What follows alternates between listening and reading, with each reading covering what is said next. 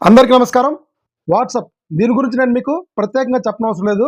వాట్సాప్‌లో ఎవరైనా పర్టిక్యులర్ వ్యక్తి యొక్క చాట్ మొత్తాన్ని మీరు సేవ్ చేసుకోవాలనుకుంటున్నారా? లేదా ఎవరికైనా షేర్ చేయాలనుకుంటున్నారా? అయితే ఈ వీడియో మీకోసమే.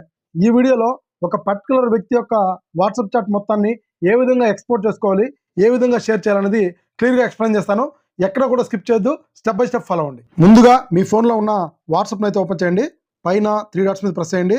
సెట్టింగ్స్‌లోకి వెళ్ళండి. చార్ట్స్లోకి వెళ్ళండి. కిందకి వెళ్తే చాట్ హిస్టరీ అని ఉంటుంది, దాన్ని ట్యాప్ చేయండి. ఇక్కడ ఎక్స్పోర్ట్ చాట్ ఉంటుంది, దాన్ని ట్యాప్ చేయండి.